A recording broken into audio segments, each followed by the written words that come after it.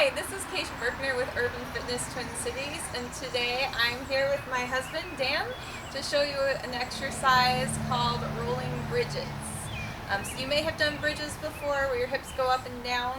This is just a variation that makes you roll through your spine, so you're really articulating through your vertebra and working one vertebra at a time.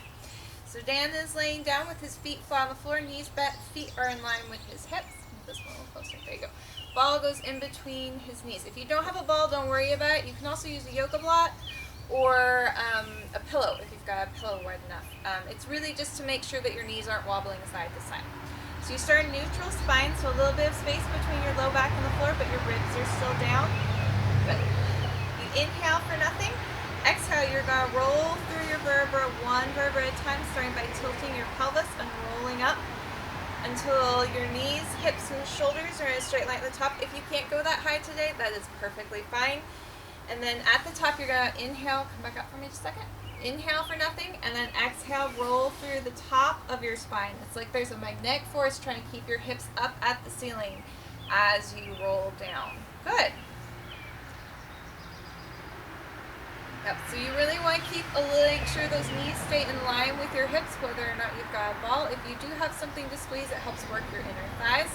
This work should all be coming from the back of your body instead of the front. So you want to think about your knees reaching out and away from your shoulders as you come up and down.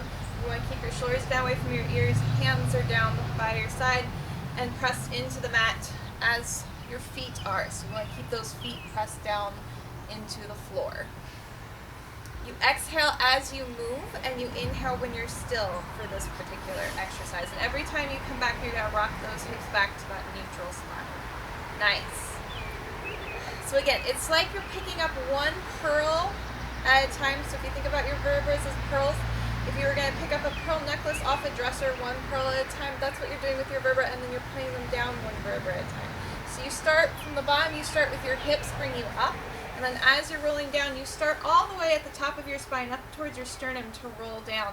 And your hips try and stay up to the ceiling as long as possible. So they're the last thing to come down, the last thing to hit the floor. And then you just rock backwards to that neutral spine each time. Good. The only thing in the front of your body that should be working at all is a little bit in those low abs. Otherwise, it's all hamstrings, glutes, and back muscles. Everything in the front, chest and shoulders, especially quads and hip flexors, should all be relaxed. And the other thing you want to try and be aware of, which is always a little difficult if you're doing it on your own, but you do want to try and check that your hips stay level the whole way up and down, which again, you've been doing a good job on that so far. Sometimes one hip likes to lead the other hip. So you want to just try and keep them going up together and down together so everything's working evenly. Good. This will be your last one, Dan.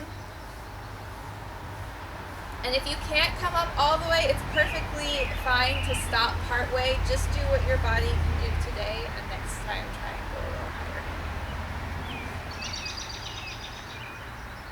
Very nice. Do you have any questions for me?